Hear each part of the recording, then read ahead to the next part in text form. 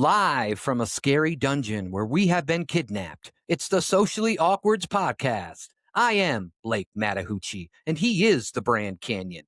Welcome to the Pod Squad. Today, we are going to discuss relationships. We're going to talk about 5 different types of relationships: romantic relationships, family relationships, friend relationships, our relationships with ourselves, and our relationships with religion. We're going to dive into our own personal stories regarding each of these types of relationships, and hopefully, this will be a therapeutic learning experience, not only for ourselves, but for others out there too. We'll also be participating in one of our favorite segments, Hot Takes. But first, it's time to check in with the deep thinker, the ceiling looker, the man with 2 hands and a brain, Mr. Brand Canyon. Brand, how you doing today? I'm doing good. How you doing? Good, good. I have to ask you, as a man, are you ready to talk about your feelings? Yeah, I'm ready to be, cracked open. Like I'm laying back on the. Do you have one of those like therapist couches that I could lay on, maybe in the other room? Metaphorically, Yeah. Okay. if you're Well, okay with that. then I'm going to metaphorically get horizontal for this. Has that ever worked on a woman? Not yet, but we're Okay. still working on it. All right. All right.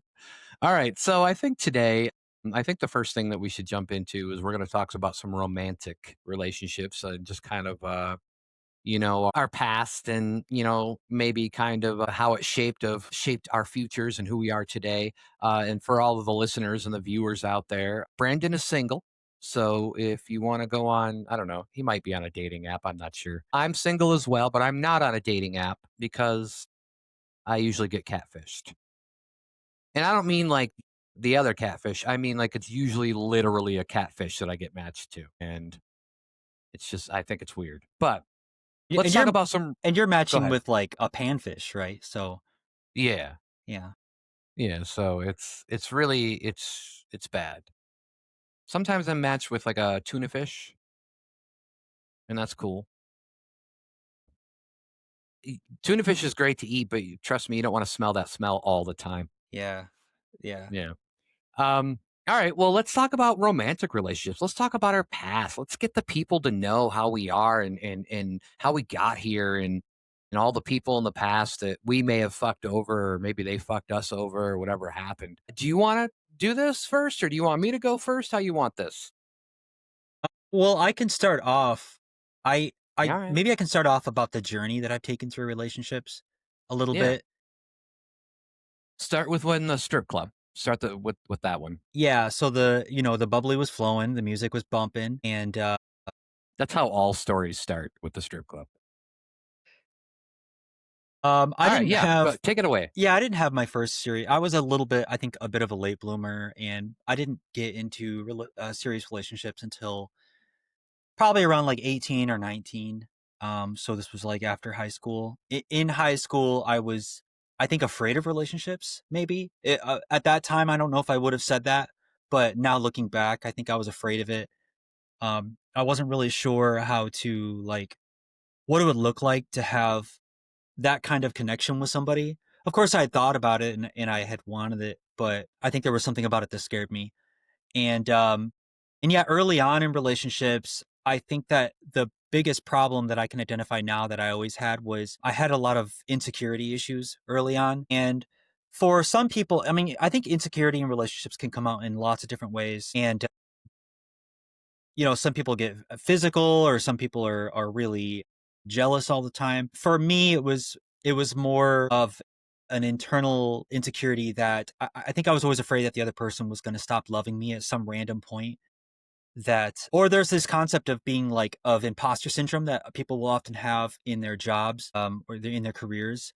But I think that in relationships, it's also really dangerous. And that's something that I had where I always felt like someday the other person that she was going to wake up and suddenly like see me for everything that I was and realize like what am I doing with this person? And so I guess Things that like Jeffrey Dahmer worries about. sure, yeah, I'm not sure that he does, but yeah, that's probably the joke. No, probably not. Probably So not. yeah, so I guess to start off talking about relationships, yeah, I think it's most interesting to talk about like the lessons I learned and the problems that I felt like I faced especially the things that I can identify on my end early on. So yeah, I'd like to throw it over to you at that time and just see if like, yeah, Well, what do you identify like, do you have specifics? Like, I mean, obviously you don't have to give names or anything, but do you have any specific relationships that you want to talk about? Or, I mean, you don't have to get that deep. well, no, I can talk about all of them that I've been through. Yeah, I won't get like name specific, but some major ones that I've had that have affected me. My first main relationship was I wasn't great in the relationship, but I think she was more not great. She was I think at that point in time that she was also very broken in lots of different ways that caused her to act in ways where like maybe she would lie or like say she was going to do one thing and do another thing. And back then I had this I was sort of like I also had this insecurity personally where like I needed constant validation, but I also had this sort of wide-eyed like full-on trusting nature like part of myself. Like I think that first relationship really broke my idea of what it meant to trust somebody. And for a while afterwards, it actually really made it hard for me to trust somebody fully. But in that relationship, she could tell me anything, and I would kind of believe it because I could sense that I would latch onto this like feeling or this nugget of truth that like she would either have in her voice or in the way that she said it. And I just wanted to believe so bad that you know the good in people. It's like I still have that where I want to believe in the good in people, but when it came to relationships, I was just all in, and it's so unfortunate because I think she was the wrong person for me to be that way with, and so that was something that I it did take time to sort of heal from that. But yeah, because there was cheating in that relationship, and there was some lying, and there was Just on her end, or yeah, on her end. I haven't, not to toot my horn, but I haven't ever cheated in my relationships before. And I haven't, you know, my sin in relationships in the past have been um the kind of insecurity that requires heavy validation. And then probably the other one is that and this is not a problem early on, but more later on in the relationship, I think that I wasn't very disciplined in my own life. And so it was always easy for me to present myself as sort of somebody that had lots of ambitions and had really lofty goals and that was really passionate about lots of different things. And I know that those qualities can be attractive in a man that a woman looks for, but I feel like there was always a certain point where I just wasn't I wasn't chasing the ambition the way that I had presented myself like I was. You know, like I always wanted to be a famous musician, you know, and then when I was younger, it was like I was like, "Hey, this is who I am and this is what I'm doing." And then like 5 months later, it's like, "Well, why are you still like, you know, working this like dead end job and like laying on the couch all day, you know, playing video games instead of doing this thing?" And that led to me also having like a lots of money insecurity throughout my life when I was younger, and so it was easier for me to start relationships, but in like the mid relationship, I think that I was missing a lot of those things make make a guy a valuable partner in a long term relationship and a consideration for marriage. So those were always issues that I had as well. did you, if I can ask, how the specific person you're referring to with this relationship or that you know, that affected you, how long did that last, the relationship? That one, boy, it's hard because it like the string along period that happens after the relationship is sort of done can last Yeah. quite a long time. So Yeah. that one probably was only that one was probably like a year, maybe 2 years. I don't think it was 2 years though. It was probably more like a year and change. All Yeah. right. And I wanted to specifically talk about because I thought about this when you were talking to me about this and how because you were referring to how like you're always worried during a relationship or you were, especially during that one that this person's, you know, might fall out of love or maybe you felt like that you didn't belong with this person or whatever it was, which are definitely words that I definitely can understand and relate to. But I want to talk about like fake beginnings. And what I mean by that is kind of how everybody, and this is kind of universal, how everybody isn't really themselves at the beginning. They're trying to always please the other person, especially if they like them a lot, and how difficult it is to go through that process. And then with people like us who are already worrying about them maybe not liking us or being with us or wanting to leave, how much more of an anxiety we get from them, like prolonging that fake period because we're afraid that if we show our true self, they're going to be like, "Ah," and run. Like, is that ever kind of come across your mind or has that ever been a problem before? Yeah, I think so, especially early on. Like I said, the idea. So there's this funny idea that I've talked about with people before, where it's like when you meet somebody, or especially like early on in a relationship, you sort of you have to pretend to be yourself, and it's important to be a good is to have a really good approximation of who you are when you're naturally you, so that way you can, because I think you have to do this. I don't think it's easy necessarily to just be yourself. And I don't even know how healthy it is because I feel like you want to have a little bit of anxiety or a little bit of like butterflies, right? Where like you Yeah, want to yeah. impress somebody or you want to be your best self, but you also don't want to be completely somebody else during this period. And then you never find that transition point to where you are yourself, to where you make those jokes that are really just funny to you that you're not sure if everybody else will laugh at, like you want to transition to where you can be that person and completely relaxed. And I think that's where you find like the seeds of real love, right? Is when you have that with somebody. And I did have relationships, especially my first one. I don't think I ever reached that point of being of having my like mask off moment. And that was a real problem as well, is because I was always concerned about the impression I was making. And ultimately it was a disservice because not only am I not presenting, I think that most people's like best self is when you finally see that mask off version of them, and which is a paradox with, because the whole purpose of the mask is that you want people to like you as much as you can. And yeah, so that's the paradox of it. So in my first relationship, I was very much not feeling like myself, and it was draining because it takes a lot of energy to constantly feel like you're wearing this mask all the time.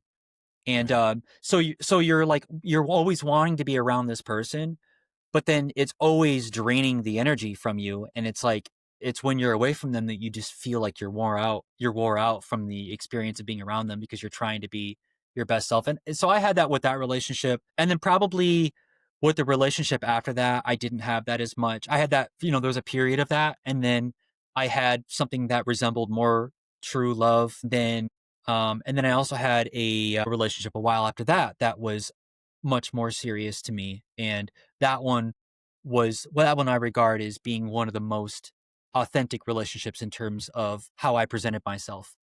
So, and coincidentally, that's the one where I actually felt most loved. All right. Yeah, I was gonna ask you also, because I have trouble with this sometimes. When I think back about certain relationships that I've had, and I think I was like, "Okay, I was in love then," but I remember being in love then or thinking I was in love or whatever it was because I feel like love is such a construct that's really hard to pin down sometimes. I wonder if you ever, like, think about things like I do where it's like I go back and I kind of rehash those relationships in my mind and I'm like, "Oh, well, was that love? Or was that just something else?" Like, has that ever come up? Or do you just think that whatever you felt was what you felt and you're strong enough to believe that that's what it was? Yeah, certainly that first relationship that I talk about was not what I would describe as love. I think that was a bit of that was validating infatuation and all those things that I kind of talked about there that I felt like I needed from that was like the metaphorical like insecurity hole filler, relationship. And that was actually one of the things that made it highly devastating because when it ended, it wasn't that I had lost that with that love that I thought I had. It was that I had like is that hole that I thought I had filled was like reopened up, but it was like opened up to a larger magnitude than ever before. And so that was a really, really difficult time. It's almost like the early relationships are like practice, right? For like Yeah. how you're really gonna feel for when you want that. So it is just kind of interesting. Yeah. Yeah. are there any other relationships that you wanna, like, reference or anything else you wanna kinda say about relationships before I get into my droll of a stories? And you Well, might have questions too, like, after, yeah. you know. Why don't we put that on the back burner? Because instead of referencing the relationships directly, I do like to reference like the things that I do want to say this, that when I was closer to these relationships, it was really easy for me to. It was actually no. How do I say this? It was harder for me to identify the role that I had in the relationship going bad. And one thing that I'm really thankful for now is that regardless of if somebody cheated on me, somebody could have been horrible to me in a relationship. And I'm at a point where I feel like I can take full accountability for any little thing because there's still a learning lesson. It's like even if you like if you came up with a product and you came up or you opened up a store, you opened up a pizza place and you tried to sell pizza and collectively the community around you had decided that they didn't like pizza anymore. They were a hamburger community. It would be easy for you to blame that on the failure of your business. But I think in time you get the benefit of saying well, if I had picked a better corner and I had maybe marketed it this way, or maybe I could have sold you know, cheeseburger pizzas. Maybe that could have been a special. Um, and just different things that you're like things that you might not have thought of in the moment during the failure. So I do have the benefit of hindsight now with especially with the harsher relationships that I've had that hadn't worked out that I think is helpful to have now. And I think it's important if you have a relationship that doesn't work out to sort of as quickly as you can, or maybe as quickly as that's reasonable, try to identify the takeaway that you can that's positive that you can take into the next relationship. So those are the things I'm really proud of is that I feel like I have lots of takeaways and lots of points of like personal growth that I've made from those things I identified. But I'll have other things. I'll hopefully as you talk about your side, I think I have other things that I'll bring up too. Yeah, no, I definitely like that, and I think that, I've always kinda told myself, like because people are always talk about regrets, and a lot of people talk about relationship regret, and I feel like you don't have that, and I don't think I've had that either. I don't call what I like to do is I like to tell people that I don't call them regrets, I call them learning situations where, like, basically just what you said, you're just learning from the experience, and you're like, "Okay, well, that was this, or that was that, let's try this," and go from there. So I do like that. That's and I think it's crazy because if people don't know this by now, Brandon and I are related. We are cousins, and I'm already seeing that some of these things that I'm going to be talking about are going to be similar to what you're talking about, and it's kind of crazy. But I think a lot of it is anxiety and depression and things that kind of run in our family. But all right, so I want to start off or preface this with saying that I have, and I was going to ask you this question, and I think you're going to be much better on me than this, but I realized way later after many relationships that I don't love myself. I have a lot of issues with myself. I have a lot of problems, and I realized that because of those problems, it's going to be very difficult to ever be in a relationship unless I fix those. So that's kind of like the first thing I want to say. The second thing I want to say before I get into these is my heart, I don't wanna say me personally, like, I don't wanna say me, but I wanna say my heart, my feelings, whatever you wanna say, catches on really quickly to people. If, like, there's a girl around that I think is good looking and I start, um, you know, hearing her or hanging out or whatever, and I start liking her personality, it does not take long before all of a sudden it's like, "Oh, yep, let's go for that." And that's always driven me nuts because I hate that. It's a feeling you can't control at all. And it's really, and so it's been a huge problem for me. And I think a lot of my relationships or non-relationships, because I'm going to talk about a few people that I've kind of had like, I don't know, this dance with, but never anything like concrete. But my first major relationship was in high school. And I think we were in love. I don't know. It's when you're talking about high school, it is really tough. And that's kind of one of the ones where I kind of think I'm like, well, what was it? Was it love then or was it, do I really think that's what it was? But, I was a senior and she was a sophomore. So there's a little bit of a age gap, like a 2-year age gap between us. And her parents loved me. We'd skip class together. We'd smoke weed together, skipping class. And, probably not the greatest things that you want to do to, if you're going to be a scholar in life, but a pretty normal thing to do though in high school. That ended with her cheating on me. And I will also reiterate what you reiterated about yourself is I've never cheated on anybody. So you and I have that. We should ring a bell. And hey, ladies, we're out here. Just go look at Brandon's dating profile. I'm pretty sure the ones that says just looking for someone to fill my holes, I think is what his dating profile tagline is, Yeah, which I I think I love. worded it differently, but Yeah, it might have been. I did you bad there. Sorry. okay, it's yeah. Yeah. So that was my first relationship. That probably only lasted, gosh, we started before my senior year.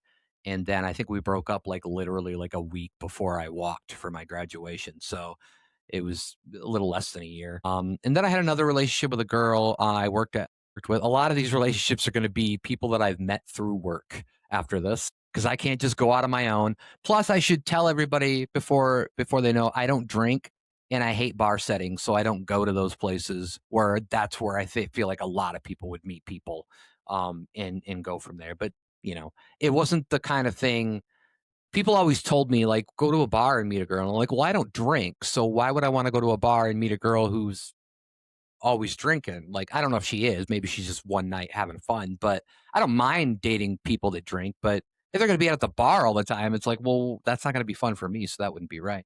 But but yeah, my next girlfriend was she I kind of feel bad because I would do things back in the day. I mean, I remember when I was this is a quick backstory before this girl.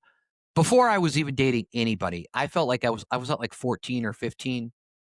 I was trying to get with this girl and I literally like went down on a knee and like gave her flowers and asked her out and she was like, "No." I was like, and like and I think it just to kind of like let people understand. I mean, I'm sure people realize this, but you can spend years building up confidence and then all it takes is what? A split second for them to just knock it all down. It's like playing Jenga and they just Yeah. it just all crashes. And it's so easy and that's how like it gets in your head. But yeah, so then I dated this girl that I work with and I told her I feel bad because the way I got her to date me, which is already sounds bad, is that I told her that my feelings were too because I had feelings that and we worked together and I'm like, well, my feelings are too strong. And she's like, well, I like you as a friend. I think you're great friends. And I'm like, well, my feelings are too strong and it's going to be problematic for me to be your friend. And I didn't really think that that was going to work. But then like she showed up at my house at like 11:30 at night and we just like started making out and shit. And I was like, oh, I guess that worked. But later on, she actually realized that I hadn't been to college yet. I mean, I at that time, I don't think I really had a plan to go to college, but I did go later. And this was about 4 years out of high school. So this was around '05.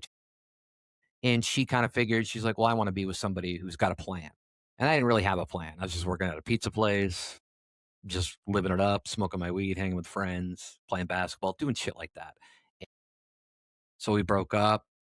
And I was kind of stuck on her for a little while. I think what made it worse is that after we broke up, we still did sexual things. And so that was like what you say, like kind of the linger period.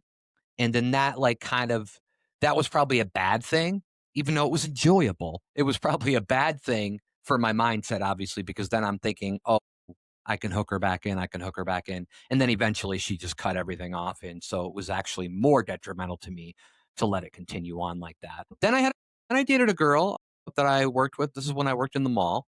And I dated a girl. She didn't work with me, but she worked in the mall. And this girl was wild, man. Not wild in a sexual way. I don't actually mean it that way. She was just a little crazy. And that's definitely why I'm not going to say any names for this one. But what I'll say is that I feel like she just didn't know what she wanted. And in a minute, that'll kind of make more sense when I explain to you like what happened to her after we dated. She was murdered. No, I'm just kidding. She's fine. The crazy thing about that didn't last a long time. It was maybe like 6 months or something like that. But one of the craziest things that I had ever witnessed in my life, and it was I woke up and we had been split up, and I woke up. It's probably like a week or two after we split up. I woke up and I had a text from her, and the text was from like 5 in the morning, and the text literally read, it said, stay out of my dreams. And I didn't know how to react to that. I was just kind of like, I don't think I have any control over what you're dreaming. And I just remember going into work that day and showing everybody, and I was like, isn't this crazy? Like, she texts me, like, stay out of my dreams. Like, I've never had anybody do that before. And it's weird because there's a part of your brain that's like, "Oh, there's a little bit of hope because she's dreaming about me." And there's also that, like, inquisitive side where I'm like, "Oh, what was the dream? Was it something weird? Was I evil? Like, did I do something bad? Like, I don't know." But, so that was just kinda funny. And, turns out she's married to a woman now. So I don't know if she just was having issues about herself of not knowing what she was sexually or whatever, or how she who she was attracted to. But lo and behold, she's married to a woman now, a much older woman than she is, by the way. So good for her, whatever. It's just kind of another weird story. The next girl I'm going to Right. talk about is probably the one that I had, like you. It was probably it was probably the relationship. I didn't necessarily have a lot of like an idea that it was going to last or anything, but it was the one where I felt the most. And it's actually a girl because I think you came over with your girlfriend, which I don't know if one of these stories was about that girl a couple of times, and I think they were friends. And you came over and like maybe when we had a couple of parties at the house, you guys hung out. But that girl, I really loved her and I thought she loved me. She was really great. She took me and one of the things that I love about it is that she took me out of my element, and not too many girls have done that. And that's actually what I need. I need somebody to kind of come in here and save me from myself, right? That's what I've always kind of thought. It's like, oh, I can't save myself. I need somebody to come in to swoop in and save me. And that's how I've kind of always felt, which may have gotten me in trouble and probably why I'm still single now. But she was great. Unfortunately, she ended up cheated on me too. She went back to her ex-boyfriend, who I think abused her. I think that's what she told me. I'm not 100% sure. But but then she came back for a couple of, there was I remember her coming back to a party a couple years after we broke up at my house, and we slept together. And then I remember then like 2 days later, she was literally married. Like she moved downstate and was married to a guy. And I'm like, was that just like some kind of like, oh, I'm gonna get all this shit out of my system like before I get married and settle down. So, but yeah, she was probably one of the ones that broke my heart the most. And I was self conscious just like you. I hated the way I looked. I still hate the way I look. I hate the way I feel about myself. I worry about stuff. I never think they're gonna stay. So I still have those feelings. I still feel like I would. And then my latest relationship was with another girl I worked with. By the way, that other girl that I was just saying, she worked next door to me. So all my relationships I was getting from like the same feed pile. But Okay. it was it was really crazy. But yeah, so this girl, the next girl I dated worked with me and I was actually her boss, which happens a lot, I know, but when you go through it and you personally experience, you're like, yeah, that's probably not the best thing either. Actually, like the way she told me she loved me and that she really, that she wanted to be with me and stuff, she was probably the first girl I believed it in. Like I was like, oh, she's and I think I believed it too much to where I just started not caring as much. And there was also this is right around the time about 2 or 3 years after I was taking, one of my antidepressants, and I realized that antidepressant specifically was giving me, like, no care vibes. I was caring less about things, and to the point where it was ruining relationship, like, it would ruin a relationship for me. And so, when I tell you the next part, I realized that a lot of this is still on me. But I also worked with another girl at, Stakeout, and I wanna say that the girl that I was dating at this time too was bisexual, which I had no problem with. I was like, "Oh, it's perfect time for a threesome, Matt. Perfect." That's what I was thinking as a guy. Yeah. Okay. And so but anyways, we dated for like a year. She was the first girl. Well, I did stay with my other girlfriend for a while, but she was really the first girl that I stayed in. Like we lived together for a while, and got our own place. And but then, like after a year, or it was like I don't know, 14, 15 months of dating, we sat down and we were kind of like talking about how maybe we shouldn't be dating. And I was like, I don't know, maybe I don't know. I was just kind of like had that weird like because like I said that my antidepressant did this to me, and then. So we kind of said, okay. And then I started thinking about it and I think she's up to something. And then come to find out, she was like a couple weeks before she had gone to Sidetracks to like, if anybody doesn't, I'm specifically name dropping here, but hopefully people won't know what I'm talking about. But she went there to to have some fun and dance with the other girl that I knew who was actually a good friend of mine. They both worked for me. And then I come to find out like that other girl was like kissing all over her neck. And I was like, well, that's kind of cheating a little bit in my eyes, you know. You shouldn't be kissing other people. And then I find out that they actually really liked each other, and that's why she wanted to break up. And so they started getting together, and I had to work with both of these people while this was all happening. And it was really fucking difficult because I just had like literally one of my close friends who was a girl take away my girlfriend, and they and I was the boss of both of them at my job. And that was hard to not be a dick boss, right? To be like, okay, I got to like separate this shit. So that one was really difficult and I really was angry with them. But then, like I said, I was thinking about how I acted during the relationship and how I realized that I was just getting number and number and I didn't feel everything was just kind of like I didn't care as much and it just kind of sucked. And, uh, and then her and that girl got married. So if we're doing accounts, two of my ex-girlfriends have married women after they've dated me. Girls, I'm single. Get at me. Get at me, Avril Lavigne. Anyways, Specifically, girls who maybe have a closeted curiosity. That something.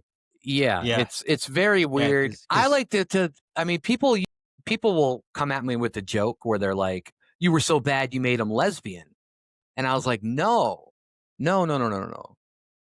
It was so good for them that they knew they had the best. So the only thing they could do was go to girls." And okay, that's how I try to. that's a nice way to put it. Yeah. Yeah, that's nice. And that was actually my last relationship in I'm a little afraid to say this, but that was 9 years ago. And I haven't been in a relationship since. I'm afraid to be in one. I don't at this time I'm not ready. I still don't love myself. I still have a lot of issues with myself. There are other girls that I've kind of like danced around with and flirted with. Um, and probably one of the main girls, which I feel I still have feelings for, even though we never dated. And I did say that I never cheated on anybody, but she did cheat on her boyfriend with me. So I guess maybe that's not so good on my part either. I don't know. Yeah. And I still kind of have feelings for her, but she's with somebody else and we still talk and we're friendly and stuff. But I also know, like I said, that I just don't think I'm ready. So you got any questions for all that? For all that big old blob of goo there? Well, you're certainly right. There are lots of parallels that you described between, things that Oh, you've tell gone me through you or had so many of your ex-girlfriends go marry other women. I didn't. I mean, I've had an ex date a woman after me, but she ended up marrying a man. Oh, okay.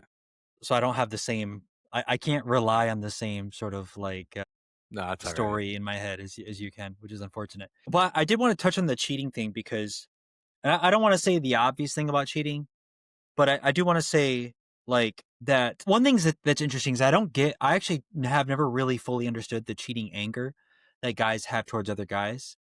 I think that as a guy, I think that if a woman cheats on me with a guy, I think that the woman is fully 100% is responsible and should be and all my feelings should be dealt with in relation to her. I don't think that the other guy really like I think that guys are just going to be like people are going to be interested in the person you're with, and I think that's just a fact of life. And I think that the person you're with has to decide for themselves how they're going to act and conduct themselves in the relationship. And so, and I think that any amount of anger or sadness or resentment that you direct outside of that other person who cheated is actually giving that person a little bit of a pass for that.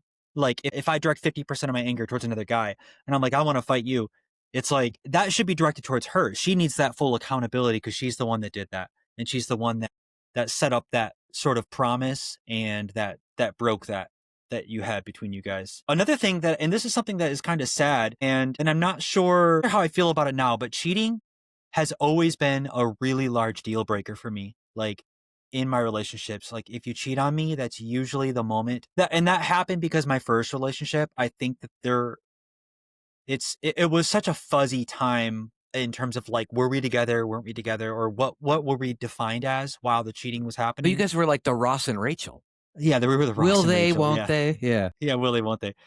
Um, so what am I saying is that I, after that first relationship, I had the feeling of sort of being strung along so much through like cheating and infidelity or whatever that afterwards I made such a tight like covenant with myself that if somebody cheated on me at that moment, I would be done with them 100%.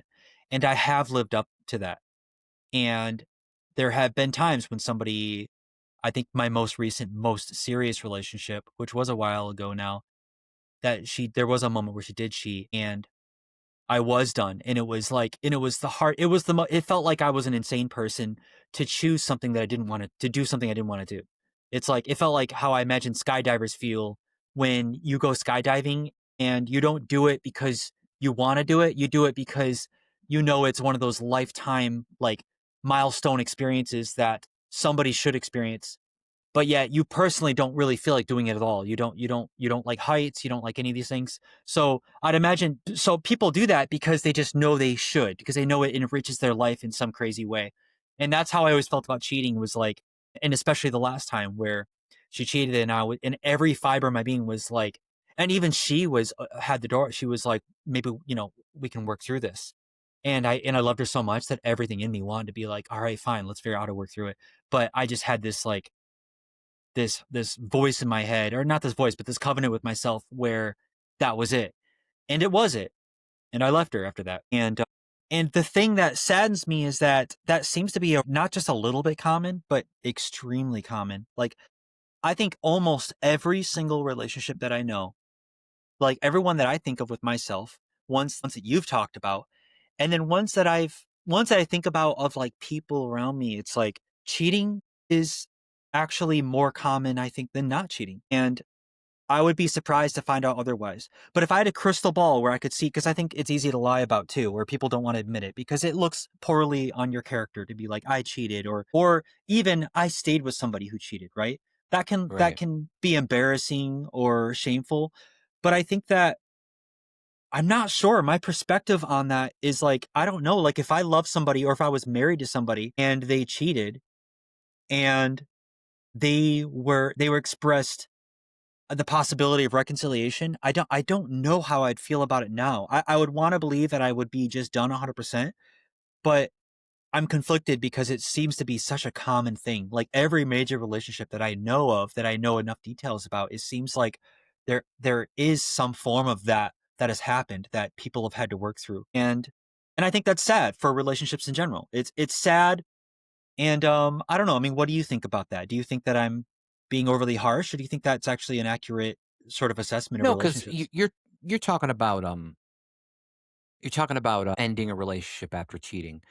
And let me say that the women that have cheated on me, they're the ones that ended the relationship. They cheated and then they tried to like basically what happened is they should have ended the relationship and then just done what they wanted to do, right? But instead they would cheat and then I don't know, like maybe it's because they didn't want to hurt my feelings or whatever it was, which you know how that goes. Like you try to hold back, but then you end up hurting things, worse. I think, and so I actually don't know what I would have done. But I know, like, so I wonder if I would have been that strong because you're giving a very strong point of view. It's probably against the norm. A lot of people probably would stay, but the smart move probably is to not, right? It's probably to break up. Now I'm not saying that people who cheat like once, there's I'm sure there's instances where they've cheated once, but then, they're good. They're monogamous or whatever. They're fine. But I would say that the majority of the time, I'm thinking if you are prone to cheating, you're going to cheat, right? So you have to be kind of smart about that. But yeah, I totally agree with you. And nowadays, it is probably much more prevalent. Social media, which we kind of blame on everything, but it definitely comes into play, right? Like when you can have anybody anywhere, DM you out of nowhere. You come with a lot of problems. And then with that, there's the jealousy and all that stuff. And from my experience, now I've been jealous times. I don't think I've been crazy jealous. I'm sure you've been jealous at times, but probably not like a crazy jealous. People who are crazy jealous, I feel like those are the ones you have to worry about, right? It's like, why are you so jealous? Because you're gonna do something, right? Like you're gonna cheat. And I've seen that a lot with we're going to talk about friend relationships soon. And I've had a couple of friends who I just are kind of like that. And, I don't approve. They're still my friends, but I don't approve the way that they handle those kind of situations. But yeah, I totally agree with you with just the way things are now. It's easy. It's easier for people to cheat. Not that they should, but it's easier for them to do so. I think that there's just so many things that they can do now. They can go on Instagram or they can, sometimes all it has to be is like you like one person's photo and then like your significant other is just like, what the fuck was that? Kind of thing. Yeah. But yeah, I mean, I It's definitely agree. There's a million options. I agree. Yeah, there's a million options out there, and you're constantly and everything feels like an option even when it's not now. Like when you're online, you see social media, it's like it feels like you have all these options now, even Yeah. if maybe you don't. But it just feels like you have that, like maybe like you're at the supermarket and even if you have no money, it feels like everything's there for you to buy. So that's the analogy of what the kind of world we live in now, where it's like you're just always at the supermarket. And I wanted to talk about this cheating. I think cheating specifically, like I'm probably still at a point where I think I would leave someone, but also I think it's more nuanced now, where it's like I think it just has to be on a case by case basis. By default, I would say you should leave someone who cheated on you, but I'm definitely at a point now where I don't think I can pass judgment on how another relationship decides to handle their cheating situation, because that that's the thing, is like the nuances of that are between them, and um and it's a common enough problem where it's not just a problem, I think, just for bad people. I think it's a problem that humans have, because that's how often I see it. And I think it's a human problem, and I think that another thing that you said, that I just wanted to touch on is about the jealousy, the like the over jealous people. I think Yeah. that there's like this behavioral idea that I have in general, where and it's a common thing, but it's like I think you expect to see the behavior in other people that you have inside yourself. So I think that if you're a positive person, like here's one really good example, is that if somebody says something that's sort of ambiguous to you, or that sounds like a backhanded compliment, but you're not sure, that whether or not you take it positively or negatively is it says more about you than about even the person who said the thing, right? Like, Right. yeah, like if I said, "Hey, your nice hair," like, "Oh, hey, your hair's not even it's not that greasy today." Like if I said something like that, right? And you're like, "Oh, thanks," but you're like, that kind of sounded like It's negative, like a like you backhanded. said something. Yeah. Yeah. So I think that the cheating, yeah, it's like it goes the same way, where if somebody's like, "You're cheating," aren't you?" They always want to see your phone. They're like, I know you're cheating on me, right? And then it makes you think like, well, I think that that's actually probably the likely person, as you said, that is they're the ones whose their phone should be looked at.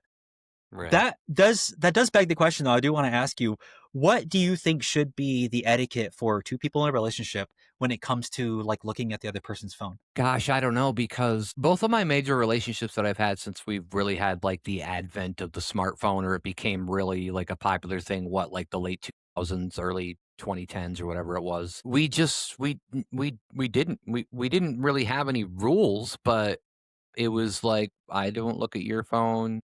But we also like I think we were trusting enough with each other at the beginning where at least especially like the latest relationship, the one that ended up marrying a girl, which by the way, they ended up getting divorced and I don't even know what's going on anymore. But that that kind of thing, like we would pick up each other's phones and stuff and we worked together obviously like I said. So yeah, I didn't have any issues with that. As far as what I think the etiquette or whatever should be, I really don't know. And that's probably like a case by case basis, right? Because you just don't, I have no clue. I mean, obviously, you should have full transparency with each other when it comes to that kind of thing. But, I don't know. I mean, there might be some other issues there. And, we should also bring up that there's like people who are in like open relationships or like people that swing or however you want to say it, like that's actually I've noticed like there's a lot more of those people. I don't know if there's just a lot more or if I'm just noticing them all finally, but I do feel like that there's a lot of that kind of stuff going on. So there are people in those types of relationship, which is would be a tough thing, I feel like, for a lot of people. But yeah, I mean, that's how I feel. I'm not really 100% sure what the phone etiquette should be, but you should definitely have full transparency. Yeah. I think I agree. I think that I would likely be yeah, I don't think I would have a problem with somebody looking at my phone. Yeah. But there Just at is it there from a just distance. yeah, just at it for just the glow of it shining off an opposing Yeah. wall, maybe. Yeah. But I don't know, but there is some privacy there. Like, do you want like if you're taking I don't know, if you're taking a picture, like sometimes you take pictures that are private or I don't know what you like. You That's talking a about hard private one. part pictures. Yeah, sure. You Well, I look, guess you would some show people those. I guess that would be fine to sometimes show those, right? But yeah, to that your would be fine to show those. Yeah. yeah. Yeah. Well, Well, that's the problem is I'm trying to think of what could be private, and each time I'm already seeing the counter in my head. So like my ideal relationship is one where we can both show our phones, but I don't think but it also shouldn't be like a compulsory thing, like show me your phone or else. Like I don't definitely like not. that either. Yeah. Yeah. Yeah. I don't like that either. But I think that my best idea of relationship is a willingness to be like, you can look through my phone anytime you want. I don't care. And the other person maybe rarely does because you have that level of trust, but they can, or maybe they do. Maybe they want to, maybe they're just having fun looking at your pictures. And at no point am I going to be like, what are you doing with my phone? And I grab it back unless I'm doing it, playfully. But I don't want, I would never do that seriously because I'm like, oh, what are they going to see? And I don't want them to see it. Right. Yeah. And I should also mention and maybe you can concur on this is that I do feel like that last relationship that I was in that I said that I worked with both of the girls and then she ended up being with that girl and kind of cheated on me. I do as I look back at it now, I realized that I was kind of numb to the relationship at one point and I just kind of didn't care. So I do feel like there are times where I know that that reaction shouldn't be to go cheat on somebody, but you should at least take some people should be able to look at certain things and be like, "Okay, I can take a little bit of accountability for that because of my actions leading up to that." So I do want to reiterate to people that I think that that does happen too. It's not just the cheater. Usually there's a reason, and not always. Sometimes they just like to cheat, but there is a reason sometimes. So I just want to make sure that Yeah. we kind of get that out there. But If I can really quickly, I want to ask you, because this is a term, I want to talk about gaslighting your gut. oh, okay. And because I've had this concept in my relationships, this idea of what it means to trust my gut. And at certain point when I feel something in my gut and times when I've either externally or internally have gaslighted myself into not trusting my gut. And then there's always inevitably this point where it turns out my gut was correct. And whatever thing that I intellectualized in my head ended up not being the correct outcome. And Yeah. I want to talk about like, has that been a pattern that you've ever noticed in your relationships when you felt like something wasn't right, or you felt like somebody was out long and their excuse for where they was didn't quite line up, or you just felt like you just had this feeling like they weren't acting the same way around you, but they said, no, nothing's wrong. I'm acting fine. You're the one who's acting weird. Well, I should say first that my gut and I have been in like a biome war for like a long time. I've always been kind of actively against my gut reactions of things. Not always, but often. And there have been times where I have sent something, but it's usually like after something like I said, the last relationship, we kind of had like a mutual breakup, but then my gut kind of said, okay, well, this is actually something going on with her. She actually wanted this to happen where you thought what it was just kind of a mutual thing saying, oh, we'll still be friends and this will be the first ever awesomest relationship where we just cut it off and we become great friends. And because she was one of the few people where I was kind of friends with for a little bit before uh, we started dating too. So, and I liked the friendship, but, but other than that, I'm kind of actively against my gut on a lot of things. And that kind of goes with the anxiety and things. where my brain's always saying, "Oh, fuck you, gut. This is what we're gonna do instead." But yeah, that's how I'd have to answer that. That's interesting. So, but hasn't your gut, in my experience, when I've done that, I've usually found later on that my gut was the one that was correct. And Yeah.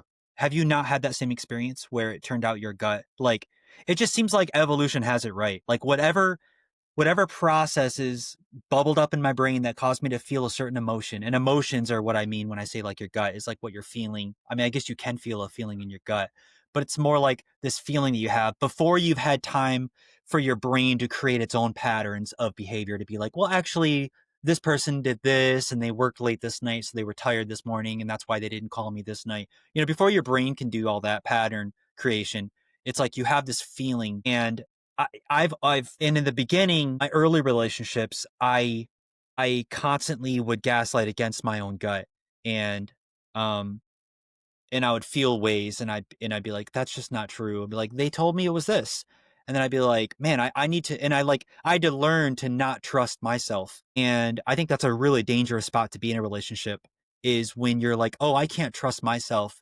because they're telling me something that goes against how I'm feeling.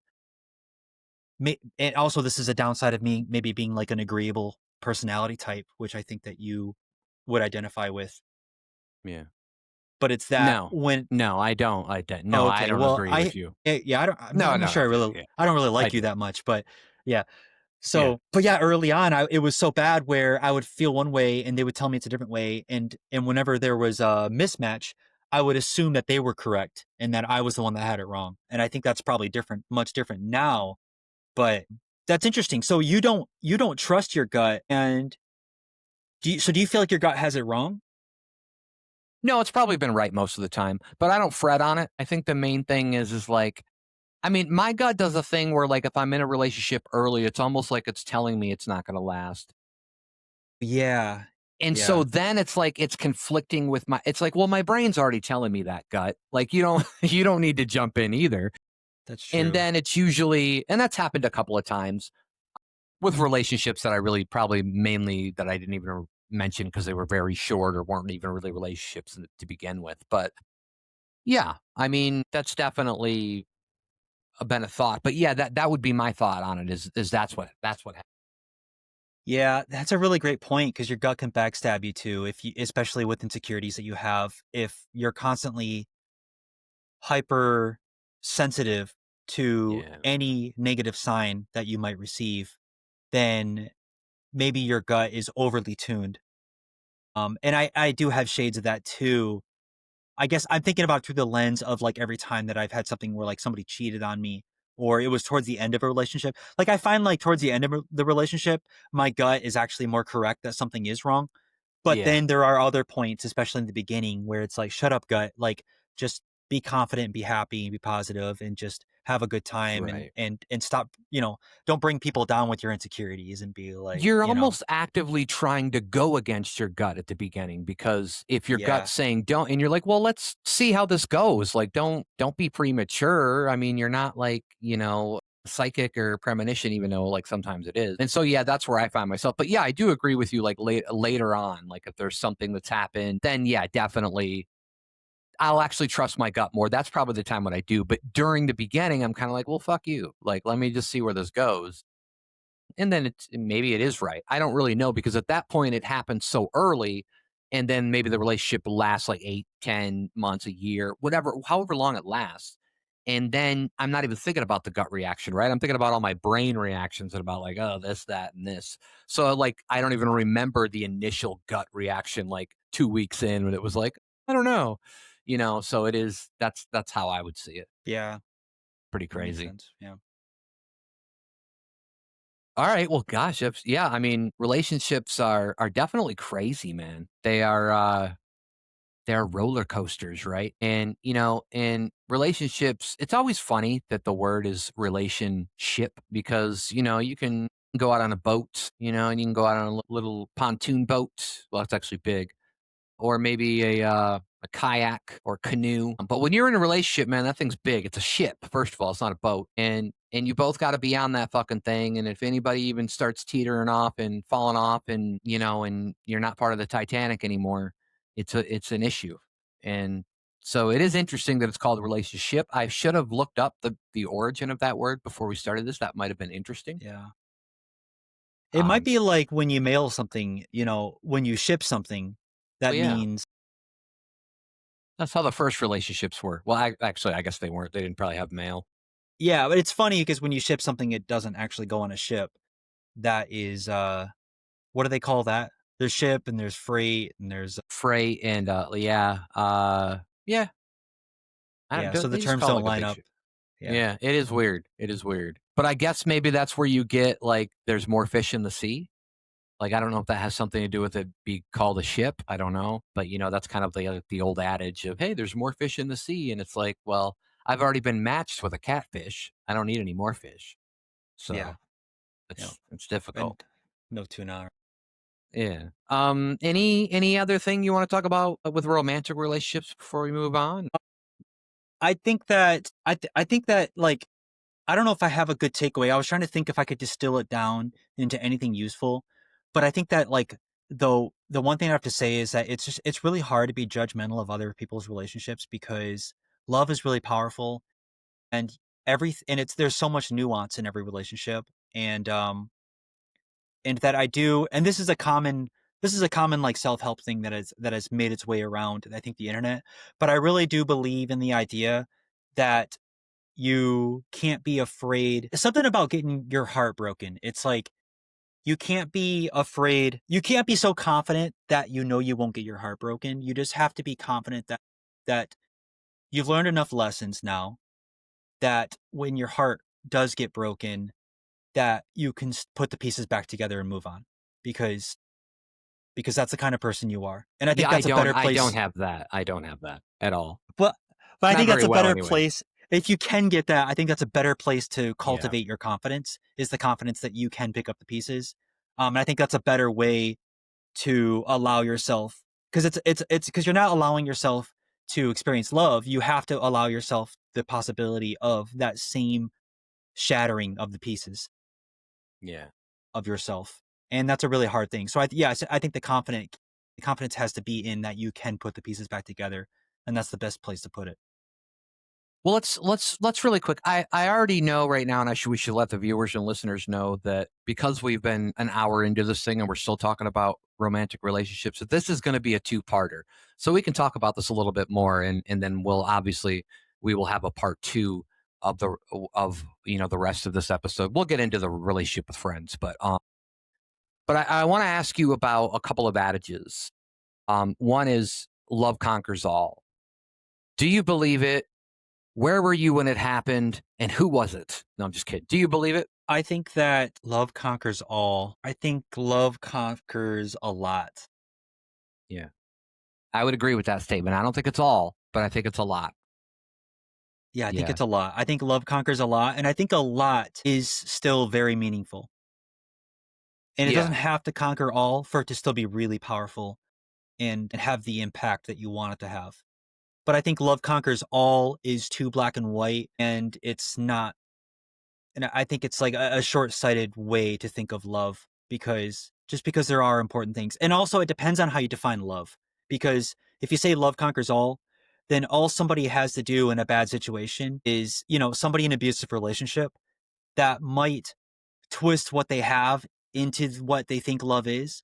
And that's all they have to do is get to that point. And then you have a saying like love conquers all, and that can lead you down some dark roads. So I think love conquers most is good enough. I often wonder if that was like something that was actually attributed to something else, like a long time ago. Like, we're not going to get into the religion today, but we'll probably get into that in part two next week.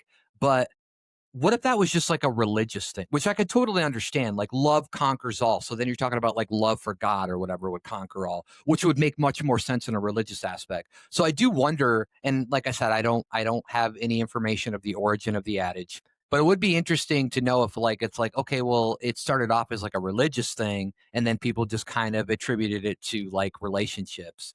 And that's where it's like, okay, well, that doesn't really fit as well. That's a really great point. Because as you were saying that, here's what I was thinking. Because I do think that there is like a God love that conquers all. I think Yeah. that okay. So let me amend what I said. I think that for all situations, there is a love that can conquer it. But I don't know that any particular love or this love is going to conquer all things. But I Right. think there is some type of love for that can conquer any situation. So I'd like to put it that way. Yeah, and it might take a special kind of person to get to that love, like to find that love. Like it might take a special relationship to find the kind that you're actually searching for. Okay, another adage that I wanted to run by you, an adage that I definitely believe in, but I want to get your thoughts. And it's better to have loved and lost than to never have loved at all. How do you feel about that one? I agree with it. Yeah, I think it's better. simple I as think that. that it's as simple as that. I think that love is it's like a color. It's like boy, I don't know.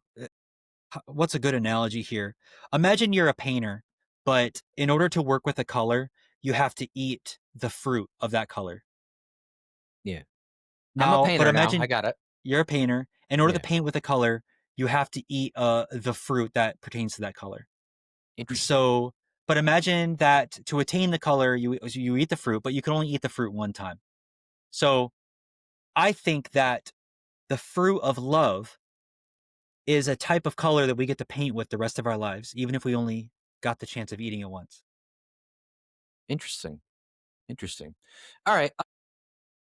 We're going to get into some fake sponsors and some hot takes here in a minute. Before we move on, I think after that, we'll move on to relationship with friends. And then we'll probably call it a wrap on this episode and then continue this relationships for part 2 next week. But what I wanted to ask you was, well, I forgot what I wanted to ask you. So we'll probably just move on because I talked too long. I talked too long about things and it'll come back at But some point. love will conquer it, though. Some Yeah, love. it'll conquer it all. Relationships, let's just kind of like tie this up in a bow. I would say that out of all the things that people have to do in life, relationships are probably, if you truly want what you're looking for, it's probably one of the hardest things to find, to maintain, and to be happy with what you have. And so I think it's important for, people to just kind of realize that it's really difficult and everybody struggles. Everybody's got their own personal shit. Everybody's got something going on. Everybody's got feelings and um, you know, deep feelings and things like that. Do you think that do you think that when you were with somebody, like let's say you're with somebody until you're old and gray, like you get married when you're like 20 and you're together and you're at your 75-year anniversary and you're 95 years old and do you think that those two people know 100% everything about each other? And do you think that they should? Do you think that you should give every piece of yourself away? Or is there something to say about keeping a little bit of yourself to yourself? Pretty deep. I think that, well, I see, I don't like, I'm going to get ahead of the question a little bit and say that I don't like the purposeful manipulation of, of like revealing yourself on a drip feed for the purposes of maintaining attraction. Right. But I think if you can have that happen organically, then there is a healthy relationship there. And I think that how to do that organically is that I think you're open and honest, but I think that people should always be working on themselves and growing as people. And if Yeah. you do that, then who you are and all that you are as the secrets and little collections of anecdotes of your experiences and little bits of yourself. I think what that is that is becomes a moving target, a slow moving target that allows that person to slowly discover you in slightly different, interesting ways. You don't want to be a different person overnight, but I think that if you're evolving, not just as the relationship, but as individuals too, with your own passions and things that you're working towards, and you're helping the other person, that you become sort of moving targets and it becomes it just interesting enough because you get to see who the other person is becoming over time. And so you do get that slow drip feed of like little secrets and things like that. So that's my best idea of how that should work. All right. So let's just give you like we'll move on here in a second, but I would just want to give you like a hypothetical situation. So like let's say like Okay. you never take your socks off because you have nipple toes. Should you have to reveal that you have nipple toes to that person? Or like at some point, like or is it gonna be like one of those things where they're like, like you die first and they're at your funeral and they're like, holy shit, like what the, he's got nipples on his toes? Like I never knew I that. think if you can conceal nipple toes for your entire life, Yeah. then I'm gonna go out. I'm gonna say, then go ahead and do it. If you think you can do it, then go ahead and do it. And shame on the other person if they find out like 10 years in and they want to leave you for it. So shame Yeah. on them. Yeah, Thank you. Thank you. That was nice. All you're right. welcome, And man. with that, you know what time it is, Mr. Brand Canyon? Are you What's that? ready? Are you Yeah. ready? It's time for our fake sponsors. Excellent. All right. We are fake sponsored by K-By Jelly. Picture this. You partake in a wild night of debauchery with a stripper named Sparkle Twinkle Tits. Things get hot and heavy fast, so you take her to your place. But when she takes her clothes off, you notice her fourth nipple, and you start regretting your choice to bring her home. That's okay. K-By Jelly is here. When she asks for that lube, just pass her the K-By. And as soon as she opens it, she'll get a smell she'll never want to remember. It'll be so bad that she'll be running for the hills, and you'll be saying, K-Bye. K-By Jelly, the lube that doesn't approve. We are also fake sponsored by Brand Jammas, Brandon's own personal pajama line. Made from the skin of all of his haters, Brand Jammas are that perfect comfort fit you need after a long day of slaying your enemies. Brand Jammas, make casual Friday every day. All right, well, those are our fake sponsors. I just want to say that I hear Brand Jammas are really taking off in Russia. Great product, by the way. Wonderful. Yep. Lots of furry. Yeah, there's lots of furry adornments. Well, I Very heard that they don't Russian. come with Yeah. mole hair anymore. And I didn't know if they meant like mole, the animal hair, or if they meant because you use the skin of your haters to make them. So I didn't know if you meant like those moles, like you just started cutting the moles off of that skin. And so they no longer come with that mole hair. Yeah, that's true. Yeah. So, And we used to have like next day delivery by drone, but apparently they're using all the drones for something else there. So I can't really. yeah, some weird shit Yeah. going on. All right, it is time for one of our favorite segments. This is the third time we've done this segment, Brand Canyon, and it's a hot take segment where we just kind of spitfire back and forth some hot takes at each other. And by the way, I got us a new hot takes little theme song here. So shall we play it? Let's go. Here we go. Oh yeah, get out the cake, cause we have some hot takes. All right, get out the Okay. cake because we got some hot takes. That's interesting. Yeah. That reminds me of another jingle. Yeah. Very good. Very good. Good harmonization. I like that. Yeah. I think that that'll be a different job I'm going to get into. I think I'm going to start making jingles for places. All right. Well, it's time for hot takes. Would you like to go first? You want me to go first? How you want to do this? You want to go first? Let me rip it open. All right. Like a Rip it Band-Aid. open. Rip it open. Rip it off. Rip it open. So this is my first hot take, Matt. I think that small talk should be illegal before noon. Ooh. I like that. I mean, I would have been okay with if you like. I don't really drink coffee anymore. I drink iced tea, but I would have been okay if you would have said small talk should be illegal before having your first cup of coffee.